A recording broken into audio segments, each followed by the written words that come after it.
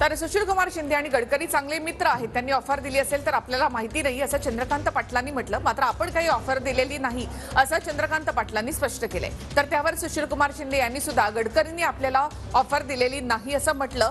नाट्य संमेलनाचं निमंत्रण देण्यासाठी चंद्रकांत पाटील भेटले असं सुशीलकुमार शिंदे यांनी म्हटलं आहे. तसंच आपल्याला ज्या नेत्यांना ऑफर दिली त्याचं नाव आपण सांगणार नाही असंही सुशीलकुमार शिंदे यांनी म्हटलं आहे.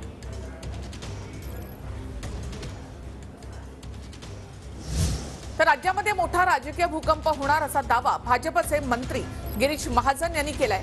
अनेक नेत्यांना भाजपमध्ये यायचं आहे असं महाजन म्हणाले.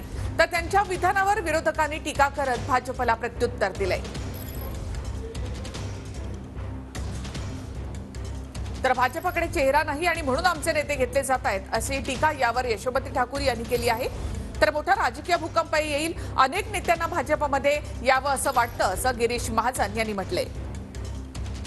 त्यांना कोणी आमंत्रण दिलं किंवा ऑफर केली हे मला माहित नाही, पण अनेक लोकांच्या मनामध्ये आता आहे, कारण त्यांना काँग्रेसचं भविष्य दिसतंय, त्यांच्या नेतृत्वाचं भविष्य दिसतंय आणि त्यामुळे अनेकांना असं वाटतंय की आता आपण भाजपमध्ये जावं.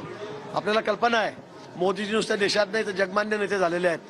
देशातल्या जनतेचा कल आता भारतीय जनता पक्षाकडे, मोदीजींच्या नेतृत्वावर त्यांचा विश्वास आहे आणि म्हणून आता भविष्यच त्यांचं अंधकारमय आहे. त्यामुळे अनेक लोकांना वाटतंय, मी गेल्या आठवड्यामध्ये सांगितलं एक मोठा भूकंप होणार आहे.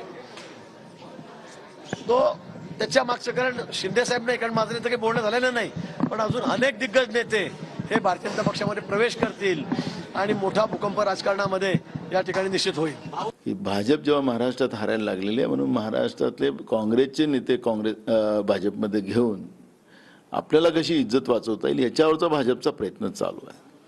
जो व्हिडिओ आता मोठ्या प्रमाणात येतो आहे की हे जे महाभ्रष्टाचारी युती महाराष्ट्रातल्या सत्तेमध्ये बसलेली आहे त्याला महाभ्रष्टाचारी युती आपण मानू.